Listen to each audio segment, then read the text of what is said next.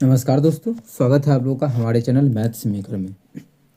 तो जैसा कि आप लोग को पता है, एनटीपीसी ग्रुप डी और आरपीएफ कांस्टेबल का जो भी पिछले कुछ दिनों में एग्ज़ाम हुआ है, कुछ सालों में, वो सभी का प्रीवियस ईयर हम लोग करने वाले हैं। ठीक है, और डेली करते भी हैं। और एग्ज़ाम में इसी से आता है, चाहे जिस रेलवे का कोई भी एग्ज़ाम दें आप लोग, क्योंकि हम जो प्रीवियस ईयर आप लोग को करवाते हैं वो सभी एग्ज़ाम का करवाते हैं, चाहे एएलपी का हो, इन टेक्नीशियन का हो, आरआरबी जेई का हो, वो सभी एग्ज़ाम्स का मिक्स प्रीवियस ईयर रहता है। तो अभी फ़िलहाल हम लोग एनटीपीसी ग्रुप डी और आरपीएफ कांस्टेबल को टारगेट करते हुए डेली प्रीवियस ईयर लगाते हैं। सभी क्वेश्चन बहुत ही सिलेक्टेड क्वेश्चन है, बहुत ही इंपॉर्टेंट क्वेश्चन है। सभी क्वेश्चन को हम लोग बहुत ही बेहतरीन ढंग से करेंगे। तो पहला क्वेश्चन हमारा देखिएगा, पहला क्वेश्चन हमारा रहा ये है हमारा फर्स्ट नंबर क्वेश्चन। इसको सरल करना है। अब देखिए, इसको सरल करना है तो कर सकते हैं, कैसे वो देखिए। आधार सेम है यहाँ से, या फिर पूरी पहले इसको सॉल्व कर लेते हैं फिर इसको सॉल्व कर लेते हैं। तो ये एक तरीका, ये भी एक। लेकिन यहाँ पे क्या है, इसका डायरेक्ट आंसर एक चीज़ हम टिक कर सकते हैं हम लोग, वो क्या है, दो टिक कर सकते हैं। वो कैसे, तो देखिए इस क्वेश्चन का आंसर दो कैसे ठीक होगा।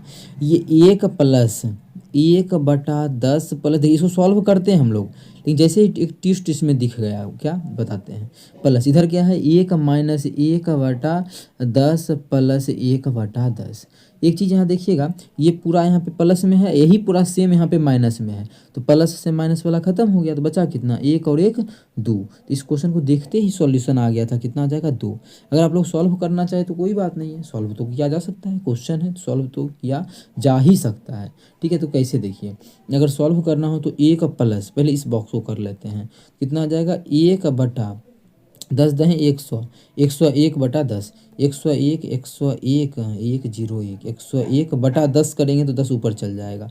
ठीक है, अब फिर उधर सॉल्व करेंगे तो फिर से देखिए यही आएगा, 1-110/100, तो जब 10 ऊपर चल जाएगा इतना हमारा बचेगा। फिर भी देखिए हमारा ये प्लस माइनस कट के एक एक दो ही आएगा। तो कोई भी तरीका से बनाए तो हमारा आंसर क्या रहेगा, सेम ही रहेगा।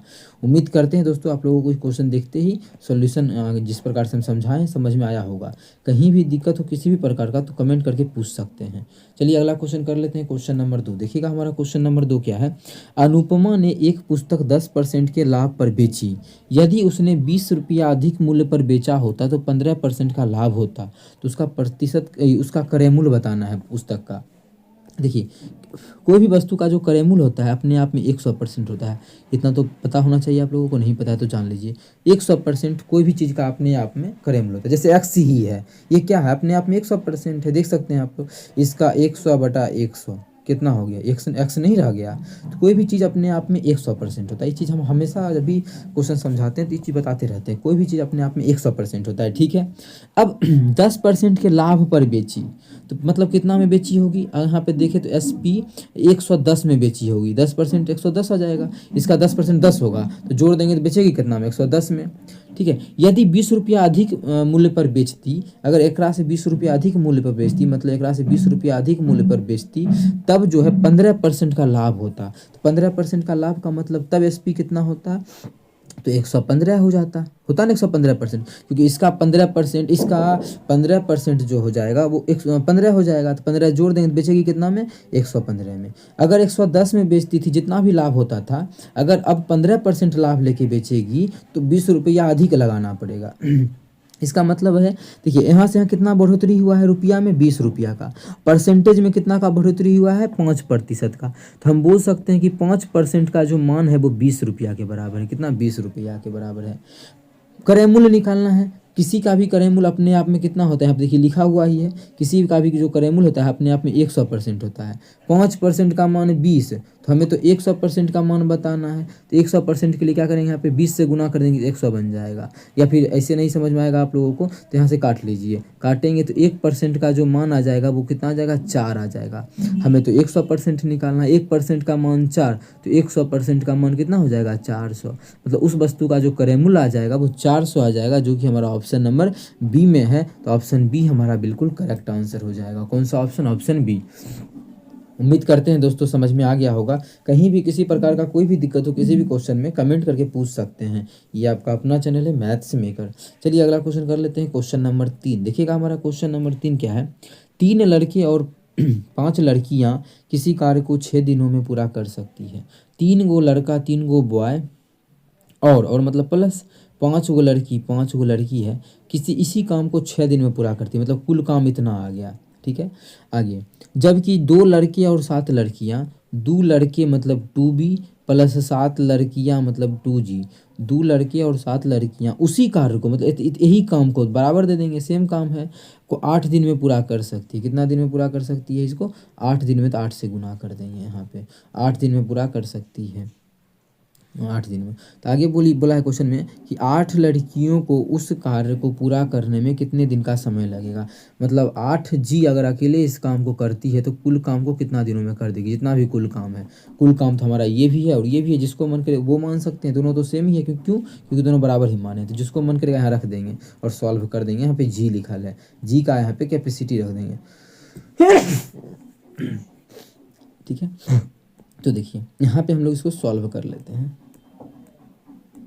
जब मान रखेंगे पहले इसको सॉल्व करेंगे, तो 2 से काटेंगे तो 3 हो जाएगा, 2 से काटेंगे तो 4 हो जाएगा, गुना कर देंगे तो 3 तिया 9b प्लस 5 तिया 15g, उधर करेंगे तो हो जाएगा 8b प्लस 7 चौके 28g।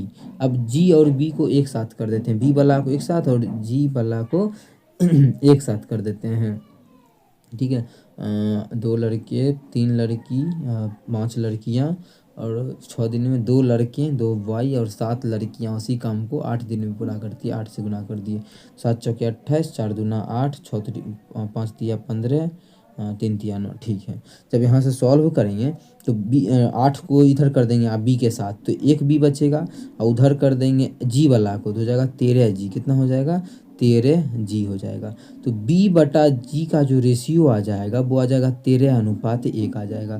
मतलब बॉय का जो क्षमता है वो 13 अनुपात में है और गर्ल का जो क्षमता है वो 1 अनुपात में है। दोनों का आ गया क्षमता का अनुपात। हमें तो निकालना है इसका मान कि 8 गो लड़की कितना दिन में उस काम को करेगी। कुल काम हमारा है कितना, तो कुल काम हम किसी को भी मान सकते हैं, चाहे इसको चाहे इसको, जिसको मन करे उसको मान लीजिए। हम कुल काम मान लेते हैं इसी को। कितना है? 13b 3b ना, 3b प्लस 5g इंटू 6। देखिए इतना मान यहाँ पे फटाफट यहीं पे पुट करते हैं, यहाँ पे इतना लिखने का कोई ज़रूरी नहीं था। चलिए मान को रखते हैं, तो b के जगह 13 रखेंगे और g के जगह 1 रखेंगे, 1 रखेंगे तो जाएगा ये 13 तिया 39 प्लस 5 39, 40 4 44। कितना हो जाएगा यहाँ पे? 44 गुना 6 और नीचे में कितना हो जाएगा यहाँ पे? 8 गुना 1 8 ही रहेगा। जब इसको काटेंगे 4 से तो 11 आ जाएगा। इसको जब 4 से काटेंगे तो 4 से काटेंगे 4 दूना 8, 2 से काटेंगे 2 तिया 6, 11 तिया 33। इसका मतलब है कि अगर 8 गो लड़की उस काम को करे तो 8 गो लड़की 8 गो गर्ल, तो 33 दिन में वह काम हमारा समाप्त हो जाएगा, जो कि ऑप्शन नंबर ए में है। तो ऑप्शन ए हमारा ऑप्शन ए हमारा बिल्कुल करेक्ट आंसर हो जाएगा। कौन सा ऑप्शन? Option A. उम्मीद करते हैं दोस्तों समझ में आ गया होगा। कहीं भी किसी प्रकार का कोई भी दिक्कत हो किसी भी क्वेश्चन में कमेंट करके पूछ सकते हैं। अगला क्वेश्चन हमारा देखिए, क्वेश्चन नंबर जो 4 है। क्या है question number 4? X square plus x square by square plus 1 बटा एक्स स्क्वायर बाई स्क्वायर, इसका मान 83 दिया हुआ है। तो हमें निकालना क्या है? हमें निकालना है एक्स बाई माइनस 1 बटा एक्स बाई क्या होगा। अगर आप लोग हमसे पढ़ते हैं तो बता तुरंत आप लोग इसका आंसर 9 बोल देते, ये ठीक हो जाता। लेकिन कैसे ये चीज़ को हम लोग यहाँ समझाते हैं, समझिएगा आप लोग। देखिए सबसे फर्स्ट ऑफ ऑल यहाँ पे कि यहाँ पे सबसे पहले एक्स वाई मत देखिए, एक्स वाई जो है ना एक्स वाई मत देखिए, समझिए कि पूरा क्या है, कोई एक नंबर है। तो यहाँ पे हमें निकालना मान एम मान लेते, तो एम माइनस 1 बटा एम क्या करना है, हमें निकालना है। और दिया हुआ क्या है, इस पूरा को एम माने तो एम स्क्वायर प्लस 1 बटा एम स्क्वायर, ये चीज़ दिया हुआ है। देखिए कितना आसान हो गया क्वेश्चन ना, स्क्वायर करके फंसा रहा था। अब देखिए आप लोग को समझाएं, अगर इसका मान पी है तो इसका मान क्या हो जाएगा, पी स्क्वायर प्लस 2 हो जाएगा। अगर माइनस है यहाँ पे तो यहाँ पे प्लस 2 होगा। ठीक है, मतलब ये जो हमको यहाँ से लेकिन वहाँ जाना है। अब देखिए हमको ये मान दिया है, मत यहीं पे समझिएगा, यही मान दिया हुआ है, हमको ये पहुँचना। क्या करेंगे, पहले पी स्क्वायर प्लस 2 में माइनस 2 घटा देंगे, 2 से 2 खत्म, फिर उसका अंडर रूट कर देंगे। मतलब 2 घटा के क्या कर देंगे, अंडर रूट कर देंगे, तो हमारा ये मान माइनस वाला निकल जाएगा। 2 घटा के अंडर रूट कर देंगे, तब क्या चीज़, 2 घटा के। अगर हमको प्लस वाला निकालना होता तो 2 जोड़ के अंडर रूट करते हैं, तो अभी 2 घटा के अंडर रूट कर देंगे। जब इसमें 2 घटाएंगे तो 81 है, 83 है, 83 में से 2 घटा देंगे, नीचे घटाते हैं। 83 में 2 घटा देंगे तो कितना हो जाएगा 81।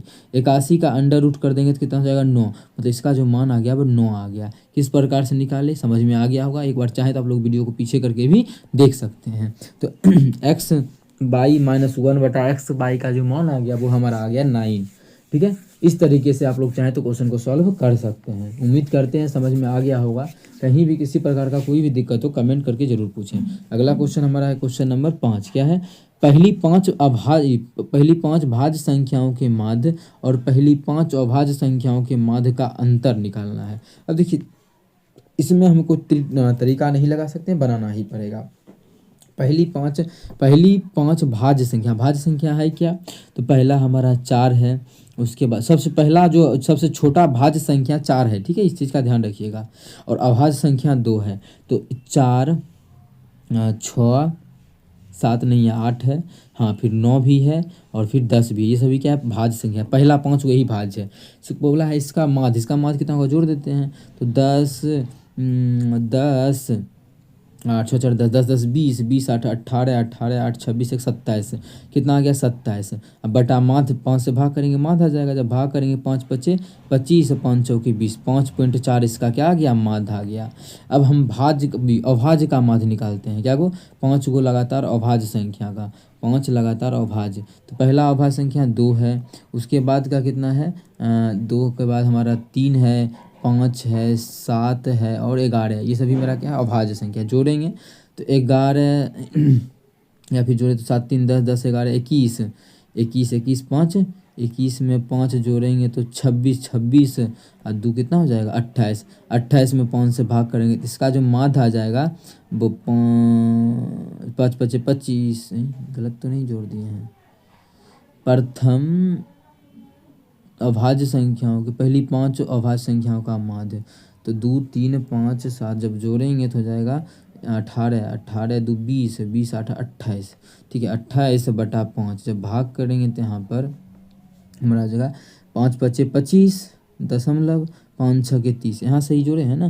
तो 10 अच्छा 4 10 20 20 8 28 28 28 अरे यार यहाँ पे गलती है। यहाँ पे 20 8 28 28 और 9 कितना हो जाएगा 37 37 बटा 5 जब भाग करेंगे 5 7 35 और 5 चौके 20। तो इतना इसका आ गया इतना इसका आ गया इतना। हमें क्वेश्चन में इस दोनों का अंतर पूछा है। तो अंतर कितना हो जाएगा अंतर पूछा है दोनों को क्या करेंगे घटा देंगे। जब घटाएंगे तो 1 45 14 में 6 गया तो 8 दशमलव मतलब दशमलव के बाद 8 इसमें है नहीं है गलत हो जाएगा। इसमें भी नहीं है, इसमें एक ही ऑप्शन में 8 है ऑप्शन डी में। तो ऑप्शन डी हमारा बिल्कुल करेक्ट आंसर हो जाएगा। कौन सा ऑप्शन ऑप्शन डी। जो घटाएंगे तो 8 ही बच गया हमारा 18 आज कितना 1.8 आ जाएगा। इस चीज़ का आप लोग ध्यान रखिएगा। थोड़ा सा मिस्टेक हुआ था यहाँ पे 27 लिख देते 37 होगा। ठीक है, चलिए अगला क्वेश्चन हमारा है क्वेश्चन नंबर 6। देखिएगा क्वेश्चन नंबर 6 क्या है, इसको सरल करना है। इसका डायरेक्टली अगर आप लोग याद रखते हैं तो इसका डायरेक्टली आंसर होता है 1 + cos A बटा 1 - cos A। 1 + cos A बटा 1 - cos A का डायरेक्ट फॉर्मूला होता है cosec square A minus cot A square cosec A plus cot A। कैसे होता है इस चीज़ को हम यहाँ पे साबित करते हैं। देखिएगा ध्यान से। देखिए रेशनलाइजेशन करने आता है नहीं आता सीखिए। यहाँ पे अगर माइनस है तो ऊपर करेंगे प्लस से गुना भाग कर देंगे। मतलब प्लस का मतलब 1 + cot A से गुना भी कर देंगे और 1 + cot A से भाग भी कर देंगे। ये cos A से यहाँ पे 1 - cos A था तो 1 + cos A से गुना भी कर देंगे और 1 + cos A से भाग भी कर देंगे। ठीक है, दोनों चीज़ कर दिए गुना भाग दोनों। रेशनलाइजेशन यही कहलाता है। ठीक है, अब देखिए यहाँ से ऊपर में क्या हो जाएगा। तो ऊपर में आप लोग देख रहे होंगे एक चीज़ कि अंडर रूट पूरा में रहेगा।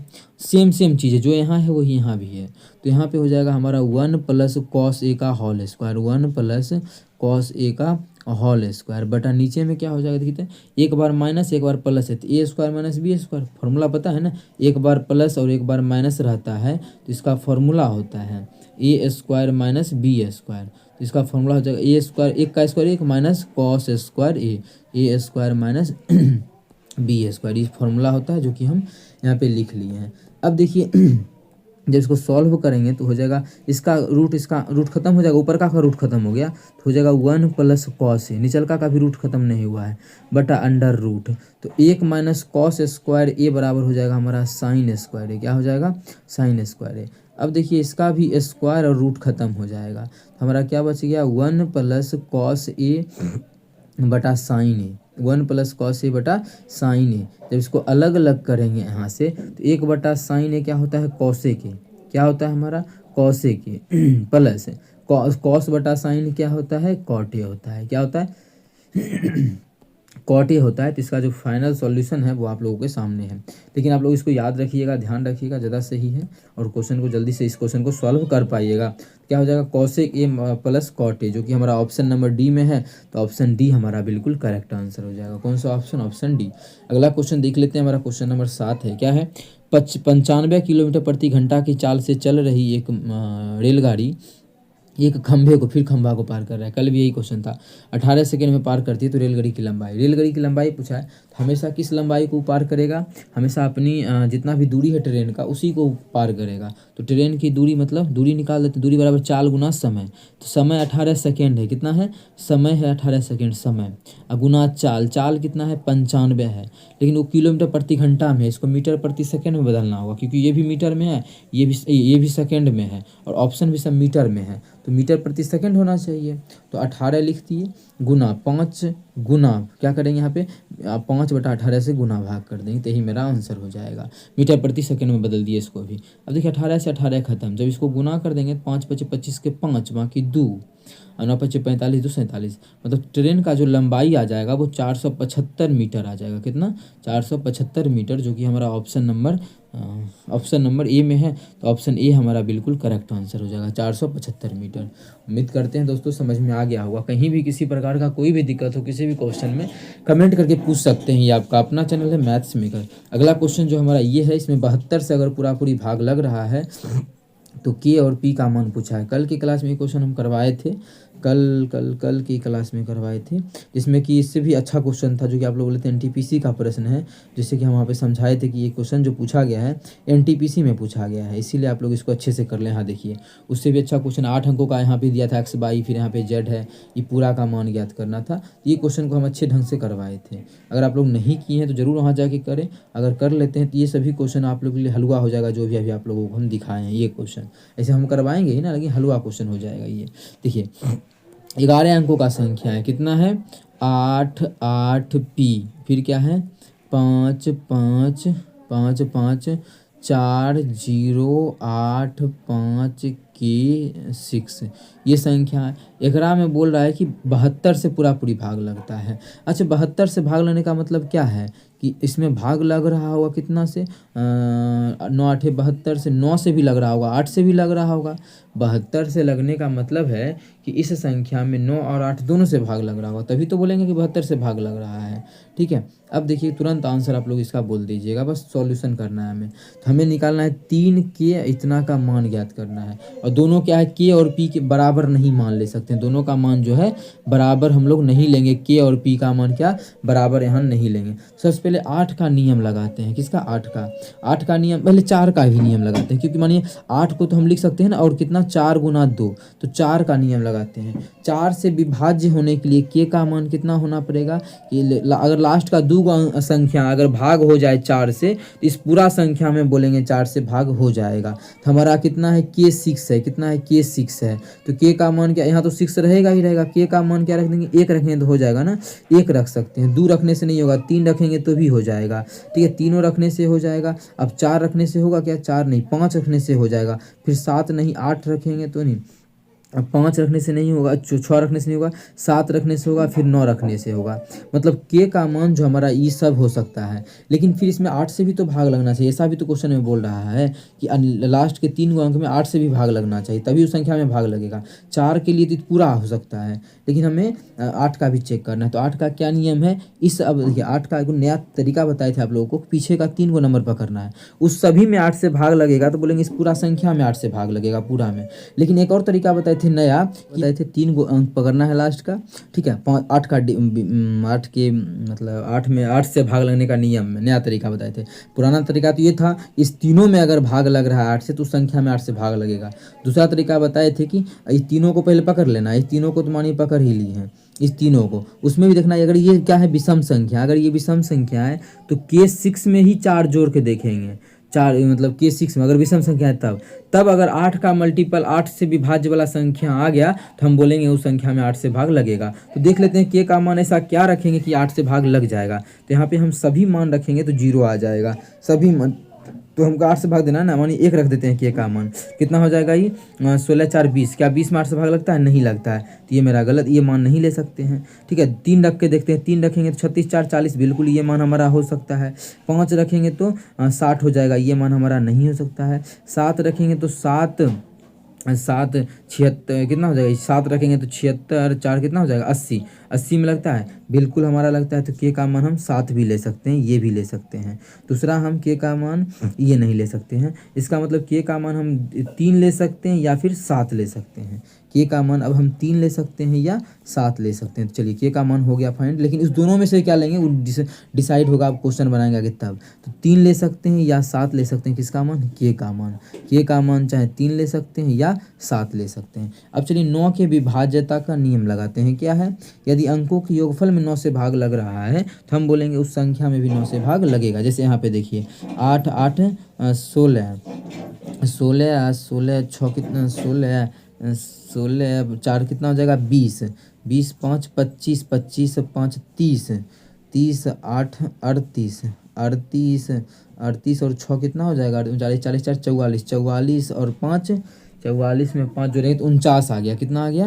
49 आ गया। 49 में अगर 5 से भाग देंगे कितना होगा? 5 25 5 नंबर 45, 5 आ जाए, 5 नंबर 45 45 से 49 4 आ जाएगा। 4 प्लस इधर बच गया P या इधर बच गया K, इधर बच गया P और इधर बच गया K। अब देखिए हमें संख्या तो क्या एक अंक का ही लेना है, तो इसका मान अगर 4 लेते हैं तो प्लस P का मान हमें फिर कितना, अगर मानिए 3 ले लेते हैं K का मान, अगर 3 ले लेते हैं K का मान तो 4 3 7, उस कंडीशन में इसका मान हमें 2 लेना पड़ेगा, तभी तो 7 दूनी 9 पुर गया, 9 ही तो पुरेगा तभी तो संख्या में भाग लगेगा किससे? 9 से।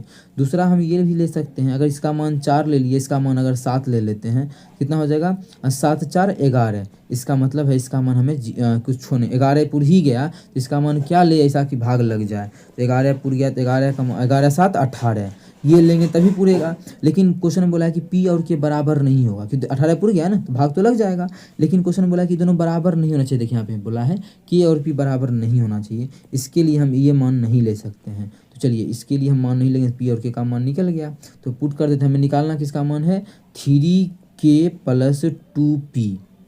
ठीक है, तो 3 गुना K का मान कितना है 3, अब प्लस 2 गुना P का मान कितना है 2, कितना हो जाएगा 3 3 9 प्लस 2 दूना 4, 9 4 कितना आ गया 13। तो योगफल जिसका हो जाएगा 9 4 13 हो जाएगा, जो कि ऑप्शन नंबर सी में है। ये एनटीपीसी के लिए बहुत ही वीवीआई क्वेश्चन है, आप लोग जरूर करके जाएं एनटीपीसी का अगर तैयारी कर रहे हैं तब।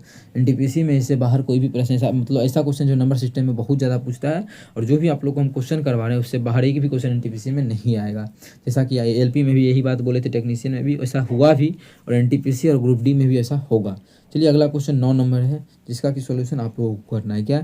दो संख्याओं का अनुपात 5:8 है। यदि पहली संख्या में 40 की वृद्धि और दूसरी संख्या में 15 की वृद्धि कमी होती है तो नया अनुपात क्या होगा? बहुत ही हल्का क्वेश्चन है, ये होमवर्क का प्रश्न है। ये इसका सॉल्यूशन जो है आप लोगों को कमेंट सेक्शन में कमेंट कर देना है।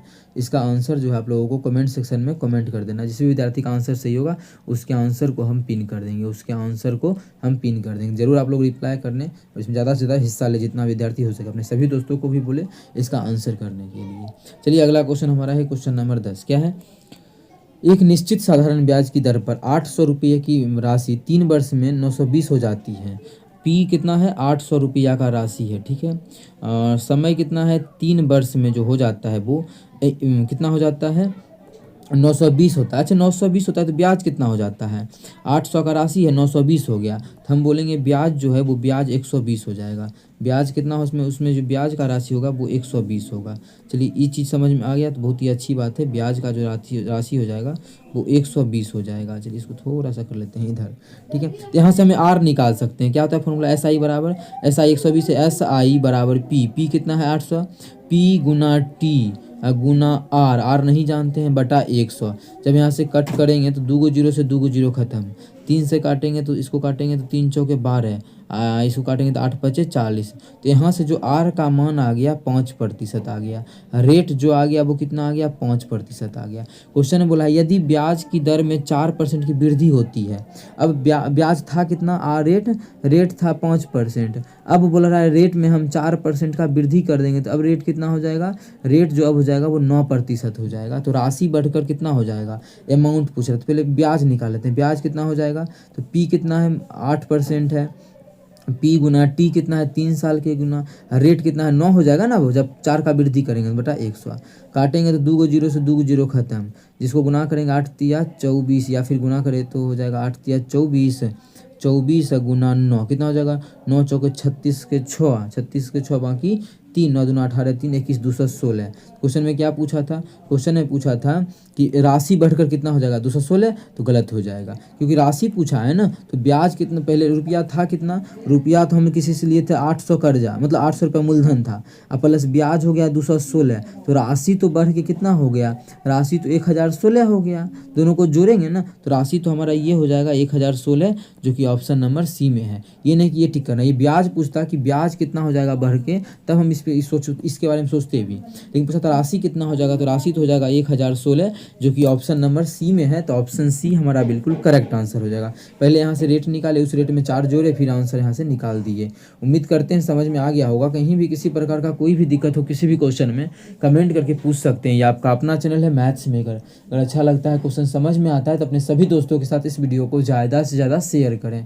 चलिए मिलेंगे नेक्स्ट वीडियो में। और रीजनिंग का भी क्लास स्टार्ट ही है, आप लोग देख ही रहे होंगे। अगर कुछ अब ज़्यादा एब्सेंट हो रहा है रीजनिंग के क्लास में, और मैथ का तो आप लोगों को कंटिन्यूसली मिल ही रहा है। रीजनिंग में लेट हो रहा है वो भी हम मैनेज कर लेंगे, तो कंटिन्यूसली फिर आने लगेगा। चलिए मिलेंगे नेक्स्ट वीडियो में। Thank you.